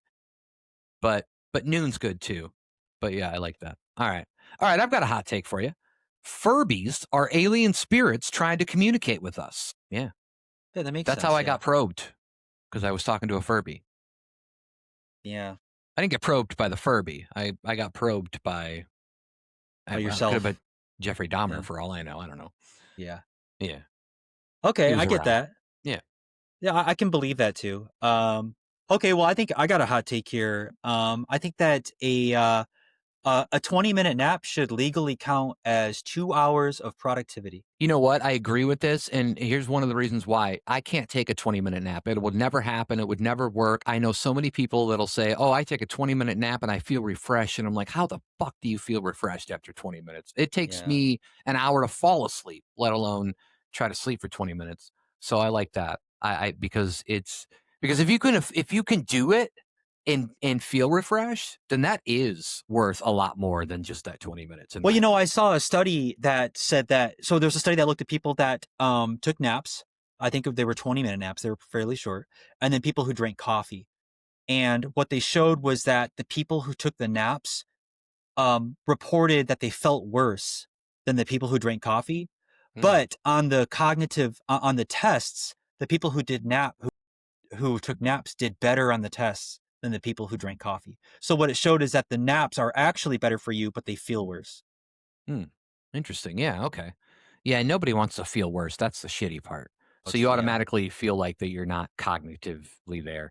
All right. Yo, brand before time. I've got a hot take for you. Merry-go-round was the nickname of a girl I used to know. Yeah. But It's yeah, true. okay. Yeah. Yeah. Yeah. She liked to go round. Okay, I'm still stuck on the brand before time. Yeah. That's a It's a great good one. movie. Yeah. Okay, so I got a hot take for you. See how this lands on the noggin. I think that people who run marathons are just avoiding therapy with longer steps. I like that. I like that. There's some comedy to that. Um, all right, I've got a hot take for you. Sushi was a girl in my math class and she hated seafood. Really good at math though. Yeah. Miss She. Wonderful lady. Sushi. Yeah. Okay. Yeah, Yeah. yeah. I thought that was going to be a pun on her suing, on her being like sue happy It for could have some been. reason. It could have been. Okay. Well, then I have one right back at you. I think that vacations don't make people happier. They just remind them how unhappy they were before the flight. Yeah. Yeah, there was this discussion one time about I don't know, I think I was watching a show where like they couldn't like they didn't have a memory anymore. Like they could do things but they didn't have a memory. And I thought like if you don't have a memory, like if as soon as you do something you don't remember you did it, then how shitty of a life would that be? Like to never have that memory. I mean, it's bad enough that people get old and get Alzheimer's and dementia and stuff, and that's just as bad. But at least they don't have that their whole life. But it was just kind of just a thought that made me think of that. All right. Hey, Branuary Jones. Here's a hot take for you. Soul Train is not a transport for ghosts. It's not. It's Dang. actually a dance show. That's crazy. Yeah. Yeah, I never realized that. Yeah. Okay. Yeah. All right. Well, all right then. Well, I have a hot take for you. I think that if you've never worked a service job, that your opinions on society should come with an asterisk. I like that. And you really, there's a lot of people out there in the political world that I don't think have ever worked service jobs. I'm sure there are a lot of them that have, but there are people that are kind of just like I know people don't like the word, but kind of like nepo babies in a way, and they probably have never had that kind of job. So I do like that. Um, all right. Here's a hot take for you. The Grand Canyon is just God's footprint. He was just walking around one day and he forgot that his foot, just makes a big print, and that's what happened. He's a big guy. He's really tall. Really Yeah, big. yeah. I see. I can see that actually. Yeah. Yeah. I think I can agree with that. Yeah. Yeah. Okay. Well, All then right. I have a hot take for you. I think that if someone says I hate drama, they're the source of it. Most likely. Most likely. Kind of like what we were talking about earlier about like people who like cry cheating, like they're usually the ones doing the cheating. Yeah, I totally agree with that. All right. Yo, only brands. I've got a hot take for you. We called her a lollygagger, but not because she was slow. No. No. We called her a lollygagger for other reasons. Because her name was Lolly, huh? Yeah. Yeah. Yeah. Yeah. And Call she them by had their she name. had a hard time swallowing. Yeah. Oh, I see. Yeah. Yeah. One of those needs their food liquefied. One of those people. Okay, well, I have a hot take for you right back at you. I think that the majority of gym motivation is just wanting your ex to regret something. I would say so. I think there's a lot of people on Yeah. there. You ever watch like some of those like there might be reels or maybe they're like TikToks or whatever. And there'll be like some guy just trying to like somebody else like taking the video from afar, but it'll be like some guy who's like definitely trying to impress somebody in the gym with like what they're doing. And it's kind of funny. Um all right.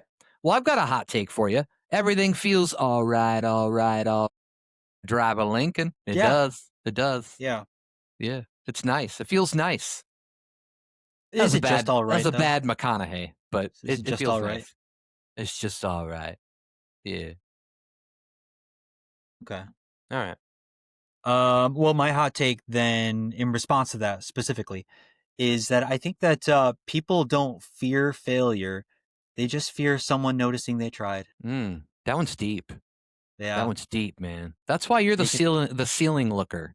I love it. you could think about that. Yeah, Yeah, it makes I me think actually have a about hole stuff. cut in my ceiling, and I can just watch the snow Oh, okay, I got you. But it doesn't fall fall. on you, so you're some kind of mystical creature, or is it? Or are you talking like it's just like a glass window up there? No, it's a hole, but I just have a bunch of heaters so that way it evaporates before it hits the top of my That's head. cool. That's cool. Yep. Seems like a lot of waste of energy, but it's cool. It's cool. Yeah, well, they pay the bills, I so gotcha. All right.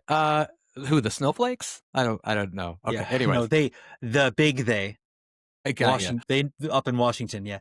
Gotcha. All right. All right. All right. Hey, Brantine Pro V. I've got a hot take for you.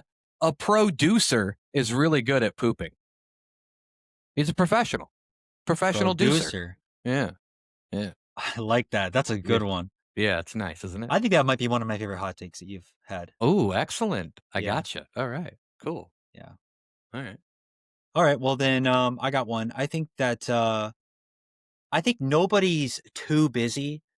I think that you're just not ranked high on their dopamine list. That's probably definitely. There's probably a lot of. I think if people had that list, there would be no people like on that list for like the first 10. It would just be like like drugs and alcohol and other things, food, anything that just makes you happy. Little small. I like to call them small drops of pleasure.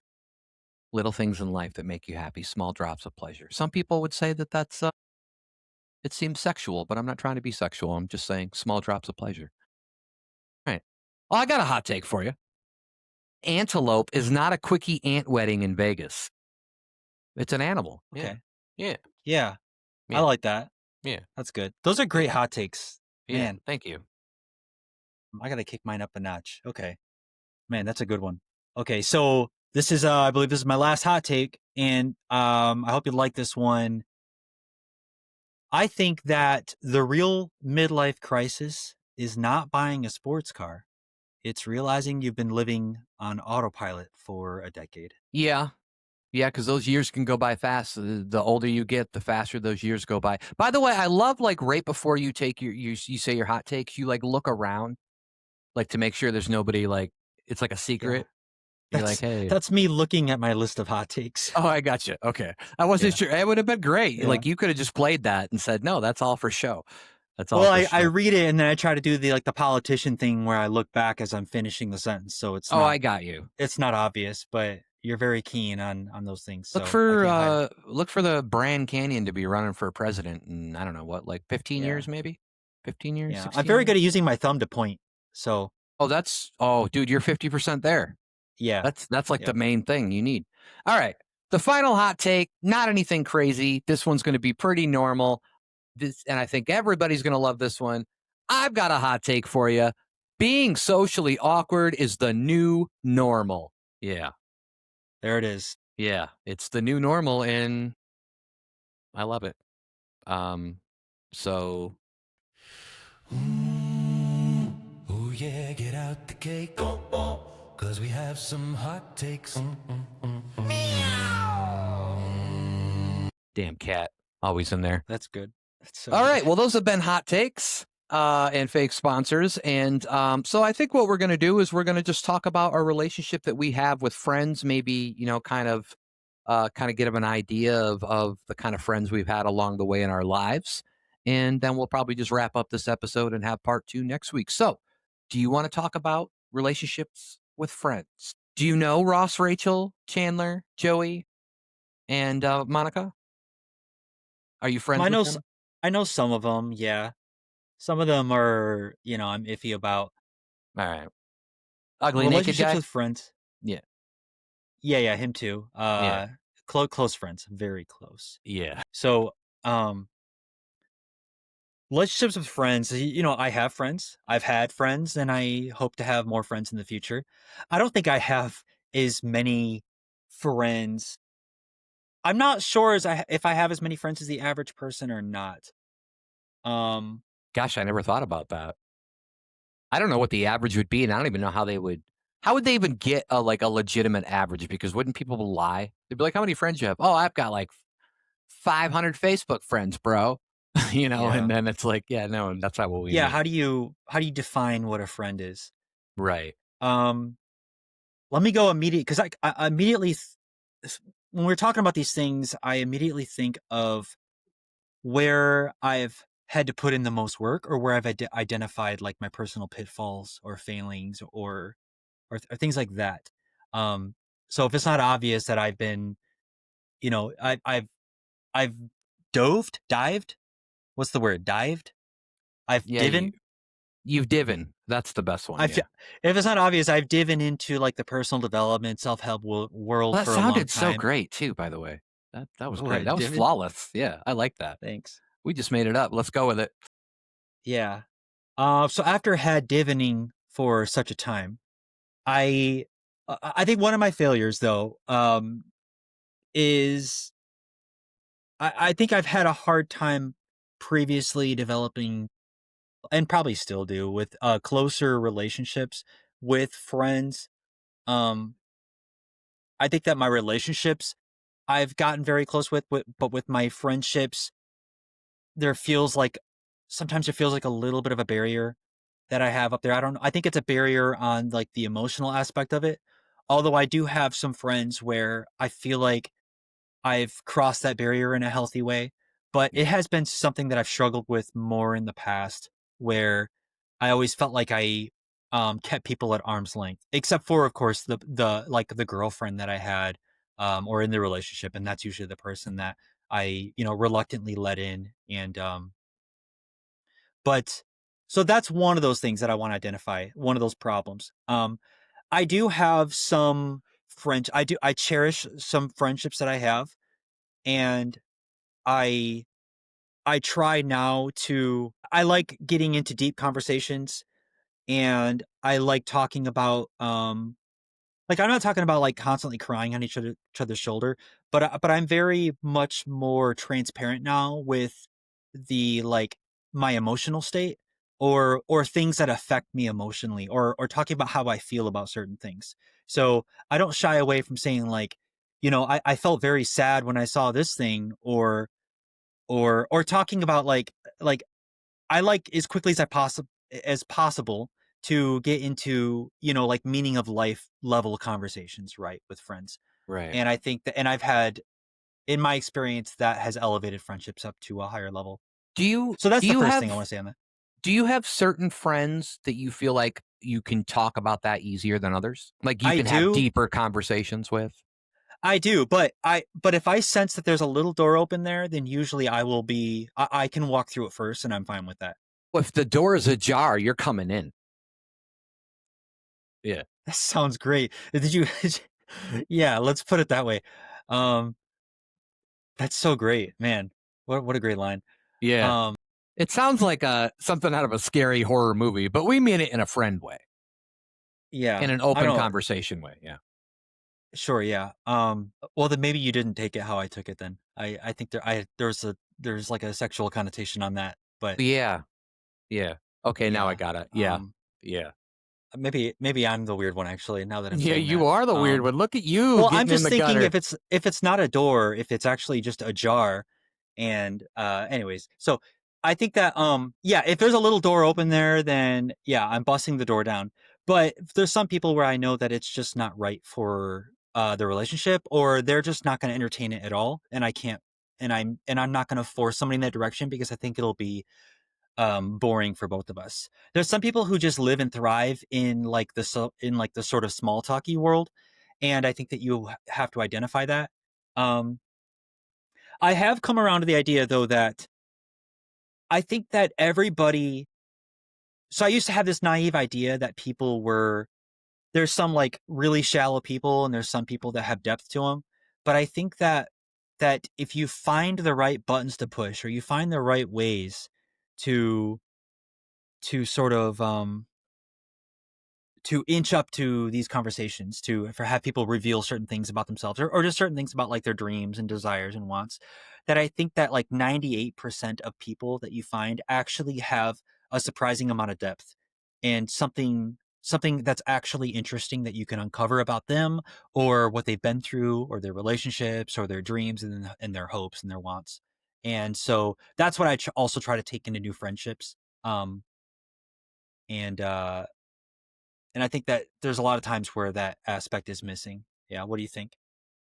I was going to ask you, does intellectual level matter? Like, do you like if you?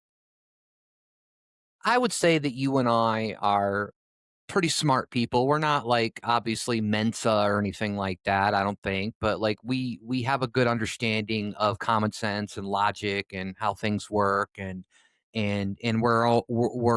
we each have our own little sub areas of expertise where I mean, I'm not really an expert at anything, but I have like these certain areas where I know enough to know that I can carry a conversation. So is intellectual level a problem at all for you with people, or do you just like another question, I guess, kind of on top of that, like the B part of the question would be if you are in a conversation with somebody who you might feel like is not on that same intelligence level as you, however you determine that factor, do you have to bring yourself a little bit down, or do you tend to bring yourself a little bit down when you're speaking with them in order to really like not make them feel bad or anything like that, if that makes sense? So the short answer I can say is yes, but it's much more nuanced than that. It's that I think that first off, it doesn't require a perceived certain level of intelligence, I think, for me to have a friendship. I think that what I do require higher It than that explains is all the rocks that you're friends with. yeah, it Yeah, certainly does. I think that higher than that, I require a certain willingness to engage in introspection right. or like some sort of self-reflection. Because I think that is really interesting. If I can talk to somebody about, like I said, like their wants, dreams, and hopes, or a time they failed and how they felt about it, or just all these things, or like, what do you think is the meaning of life? Like, you don't have to be smart to ponder the meaning of life, Right, right. because that's more flavored by like your own experiences and or things you've been taught as however your actual Also life a very was. hard question for anybody, really. If you wanna get deep into what the meaning of life is, it's like, but Yeah. go ahead. Or it's like what's something you're afraid of, and then um somebody Yeah. could have something very surface level and say like, I'm afraid of spiders. And then but I like, playing a little bit of like mini therapist in that situation. If somebody wants to have a simple answer, and if I think they're willing to go there, I might ask them like, what was the first time you remember being afraid of a spider? And then they might say, well, when I was probably like 10 years old, like this, I got bit by a spider right when I was waking up, and then I'll say like, um, we could talk about that and expand on that. So I think that's really interesting. And then furthermore, I think there's also other personality traits. Like if somebody is of a much lower intellect, but they're some combination of being a really positive person or a really good person, or somebody who's really honest, somebody who has like sort of more of these, I guess, like altruistic traits, then I think I would much rather spend my time with somebody like that than somebody who's very negative, but very intelligent. And like, and when I say negative, I mean negative for me to hang out with. Yeah. Maybe because of maybe even borderline evil tendencies, or maliciousness in their behavior.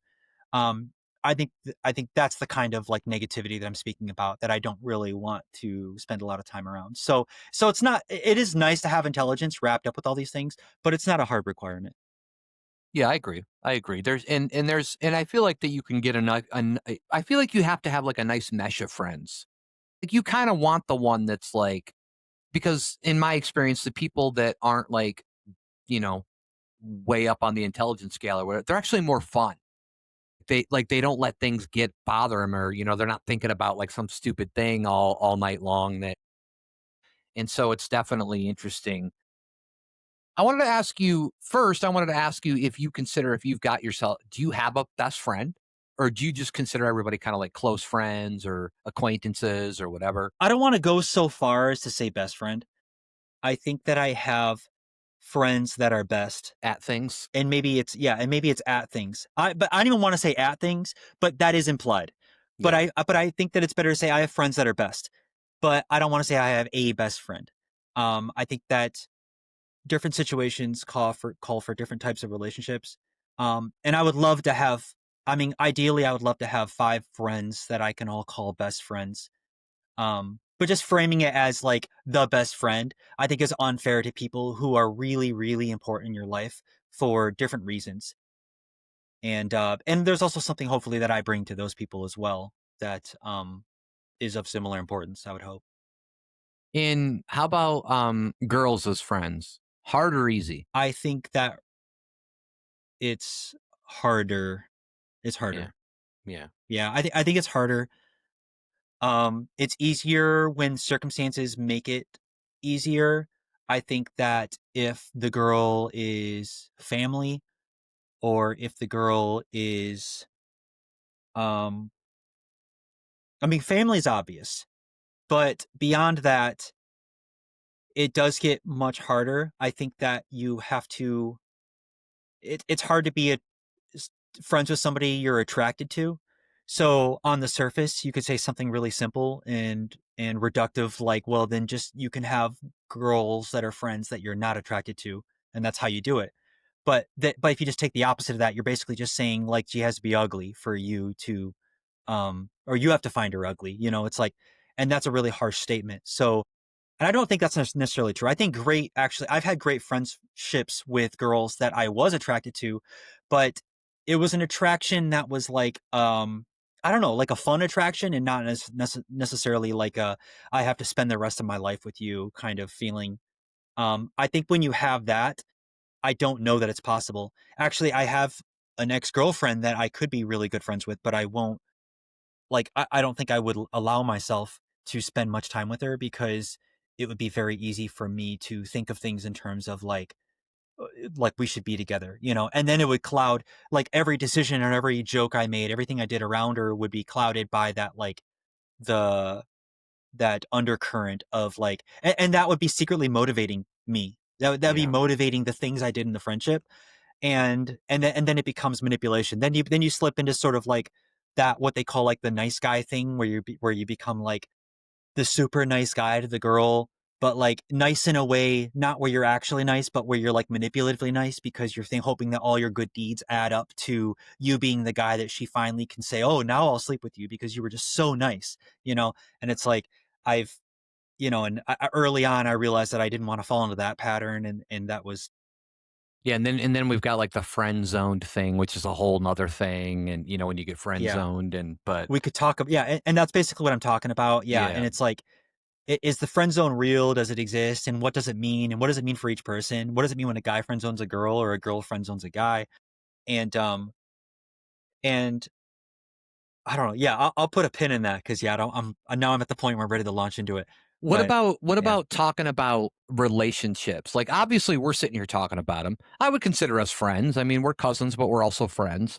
But we're doing a podcast, so it's a little different. But like, is it easier? Like, because I feel like when I'm talking to a friend that's a girl that I know, it's way easier for me to explain my feelings and stuff, and like, and say, this is what I feel like, I have an issue with relationships or why I can't be in a relationship or whatever it is. Do you feel like that's easier? Like, do you have guy friends that you can talk to about that, or do you kind of shy away from that? I have some guy friends that I can talk to a little bit about that, although I'm careful to not. Yeah, there's sort of this idea. I don't know if this is a bad archetype of like or stereotype of men, but like I do want to be the kind of guy who can carry the burdens of other people if I need to. Yeah. And because I'm thinking about The that, bourbon? the bourbon as well, yeah. And The I'll bourbon carry it. me. I'll drink it. Carry the bourbon for I'll you. slam it if I need. Gotcha. But it does make me think about it in reverse where I'm thinking about like how much burden can I shovel onto somebody else that I'm dealing with before before I need to be like, okay, that's enough, because if I do any more, I'm gonna like overload you with a certain amount of weight. So I think that um I'm a big advocate of therapy. I Yeah. think that if I think if you have a lot of burden and you don't want to overload any one person with it, like if you're a person who has a lot of burden, a lot of weight on their shoulders, a lot of things you're dealing with, and you have a very small circle of friends that you can't sort of like parcel out your burdens to and sort of like have it equally distributed amongst, your friendships, that you're in a situation where you feel pent up, you feel like it's locked up inside you. You don't want to talk to your one or your two friends that you have and trauma dump on top of them because you're not only are you afraid it's going to push them away, and a lot of times it doesn't, but if I'm being honest, I think that you can put too much on somebody else. Um, and that's where I think that therapy is really beneficial. I think you can talk about that with therapist, somebody that is provided and there, and it's their job for you to do that, and it lightens the load enough to where it's. So I look at it as something that I'm doing for my friends and my family and my relationships, Right. and because it makes my burdens more um it just makes it lighter. It makes it lighter for me to talk about it with other people, and it makes me more of an empty enough vessel to carry the burdens of other people. And because I think that a friendship, you want it to be give and take. And so I want to be able to carry some burdens that somebody else has too. And in conversation, not just thinking about like my cup is over spilling, with all my burdens. So that's how I think about that. Okay. And one of the last things I wanted to ask you about this was, do you still have friends that you went to school with or that you've worked with, or they've kind of all gone by like the I do. wayside? No, for sure I do. But I was just thinking about how I want to Exploit them? describe it. Yeah, exploit them. Yeah, exploit them for to try to get one more follower here if we can Yeah. help it. Get that Um, follower, man. I have so my oldest friend in the world is How I would old? still He's the call a oldest friend. person in the world? Yeah, that's not what I That's meant, but crazy. Oh, yeah, okay. the friend that I've had the longest, Oh, okay. and I've known him since I was like 5, 6, maybe 6 years old, Right. and I would still call him a friend even though we're not Jeffrey in close Epstein. contact. Oh, no, not Jeffrey Yeah, Epstein. Sorry. yeah, it's just a shame, Yeah, yeah. Yeah, my Um, bad. Great island though, beautiful beaches. Yeah, beautiful time. Beautiful place. Yeah, so we're still friends, but we don't have that kind of close friendship, and we don't talk a lot. But we could see each other out somewhere, and instantly we would be able to talk on a level like we had known each other our whole lives because we have. And I do have another friend that I've had for a long time, and it's somebody that I'm close friends with right now. We did go through a period of like not talking a lot, and we were both sort of in the world of doing things in our own lives. But more recently, we've sort of re-come together, and that's been really great. And I love that friendship. And yeah, so I have and a few others that I can think of that I've had for quite a long. Yeah, did you kind of, like, experience the whole I know you said that we had talked about before how you so this might not really kinda, apply to you, but that you, what, like, basically dropped out and then got your GED later, so you were and you dropped out, what, like, when you were 16? So you didn't even, like, go, like, basically anywhere, like, junior or senior year, you weren't really in school? Yeah, my classes were all basically ninth grade level classes when I dropped Okay. out of high school. And um I do find it fascination of, like I've known people who have, like, from my school who have still kind of maintained somewhat of a healthy friend group with the same friends that they were in school. But there is, like, that big drop off, right? Like, after high school where, like, you may have all this friend clique or this group or whatever, and then you kinda realize who really is your friend and who really isn't your friend.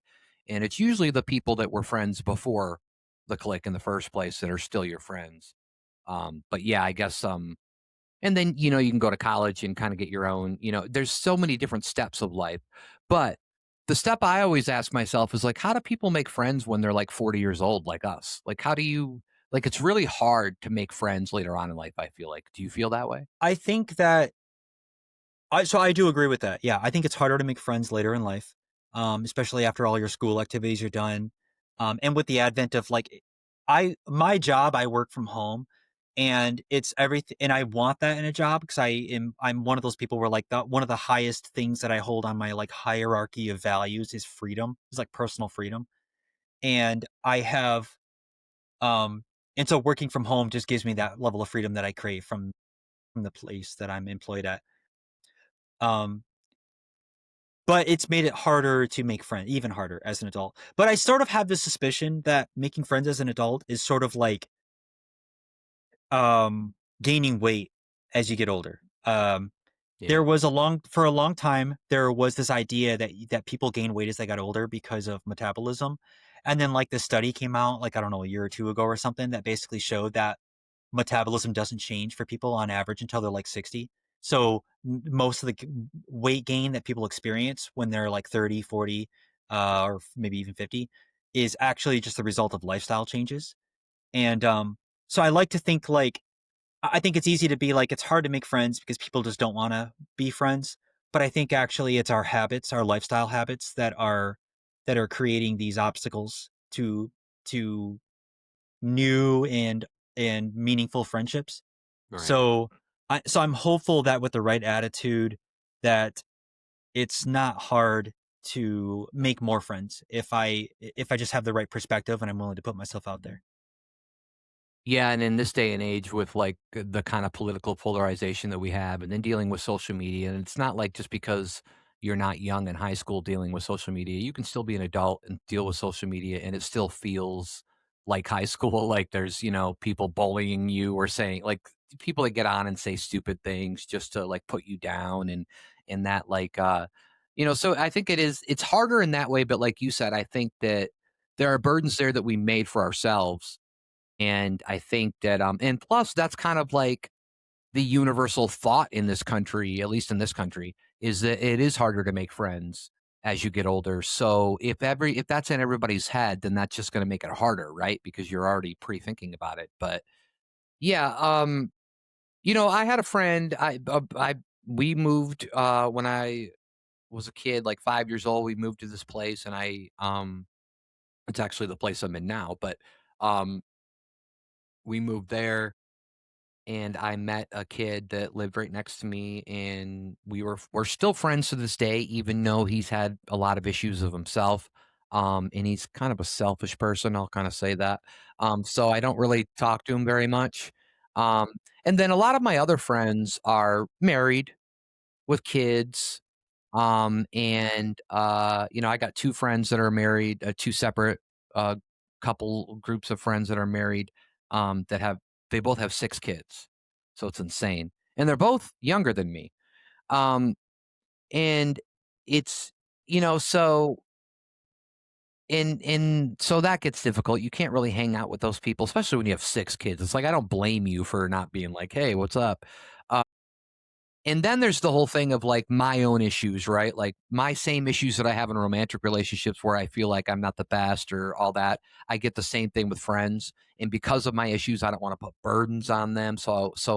And then because I don't like to leave or I got all this anxiety on me, I think that, they probably don't know how to handle it, which is fine.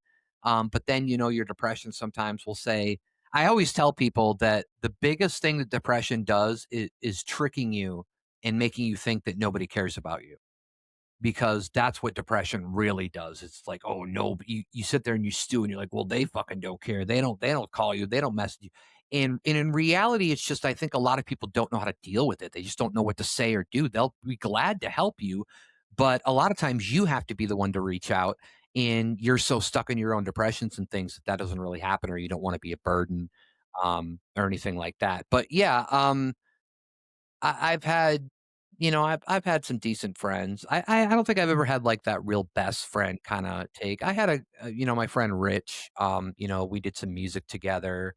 I remember back in the day we worked together and we'd come home after that was at the pizza place we worked. And we'd come home back to my house and we'd smoke a bunch of weed and then we'd like get one of those we had like one of those like shitty ass keyboards and we would just improvise crazy songs or skits and then tape them on a cassette tape. And that was like my first like kind of example of me doing recording of any kind. So we'd have these funny skits when I still have a couple of the tapes, and then so it was just kind of fun, and he was really fun. But yeah, I mean, it's they're out there, and I think it's hard, like I said, for them to kind of understand what I'm going through. So I don't really put any burdens on them. I do, talk to people online and stuff, but I don't really see too many people face to face.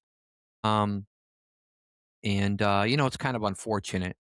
Um, but other than that, I have my ex-girlfriend, she's a friend. I have my wacky neighbor, he's a friend, and then I have another friend who's a short, stocky, bald man, named George Costanza. You know what? Actually, none of those 3 people are my friends. I'm just thinking of a show that I liked, I think. Right.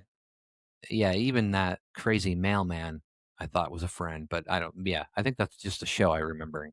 But yeah, those are kind of a just and I've had and also I wanted to actually one of the last things I want to say about that is family. A lot of family is friends, right? I think like immediate family, it's like a little bit different. Like you have like your brothers and your sisters, and you have your parents. And you might have a harder time thinking them as friends, even though as I got older, I considered my mom more of a friend than just like my mom. And I think you probably do too.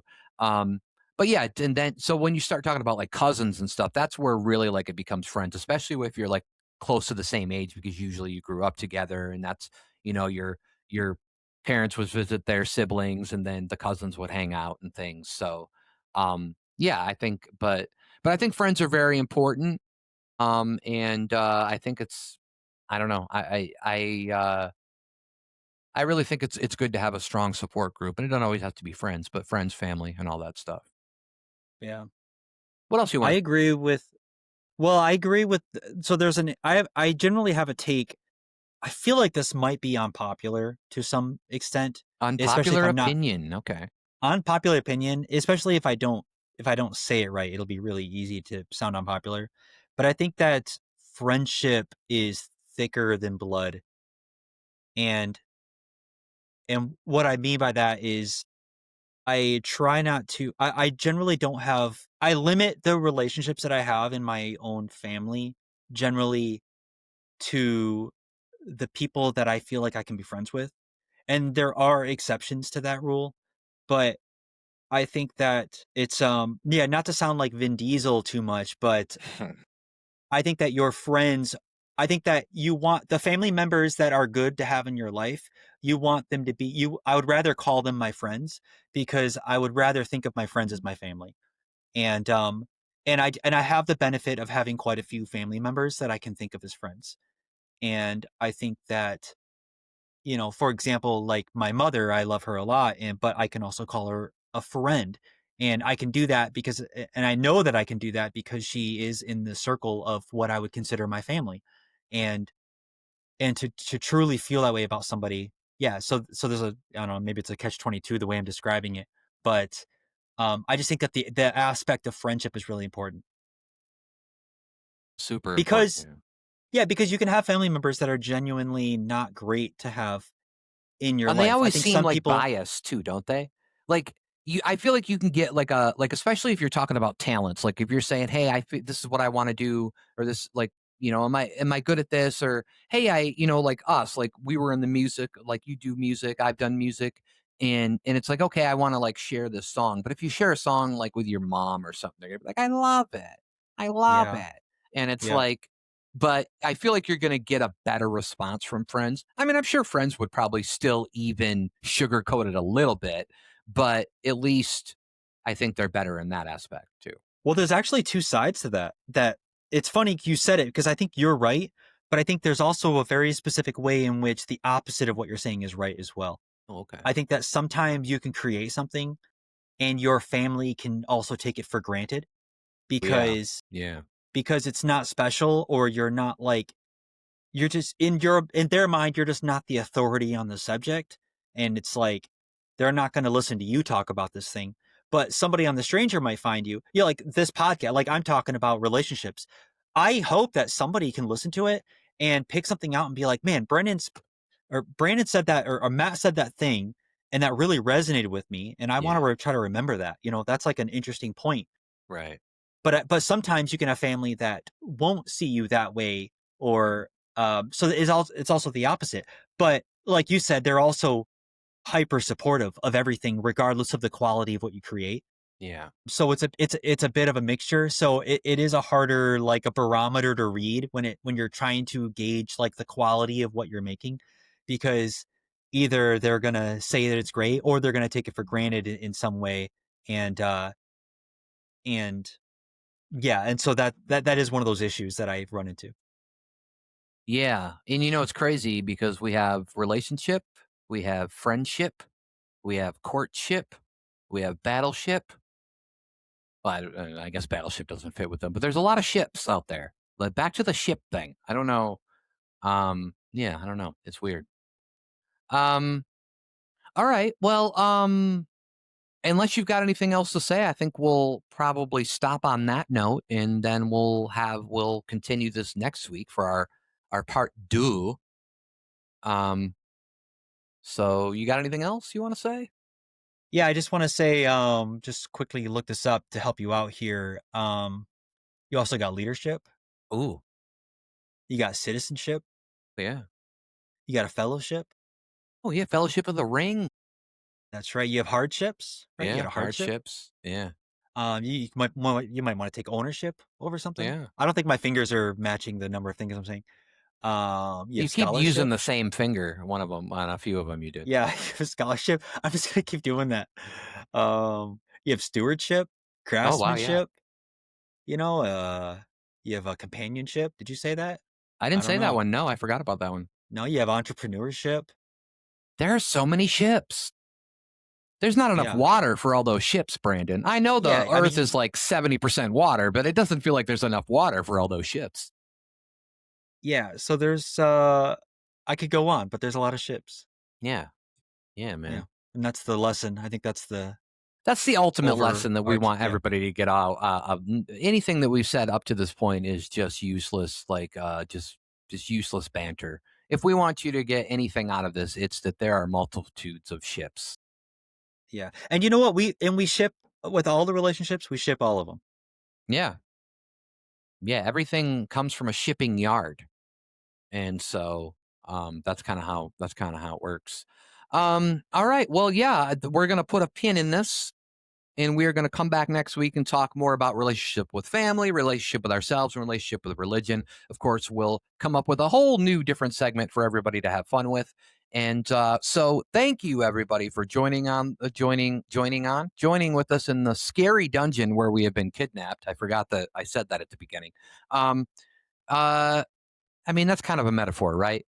Haven't we all been kidnapped into a scary dungeon called life? Yeah, in a way, a little bit. All right. And who's paying the ransom?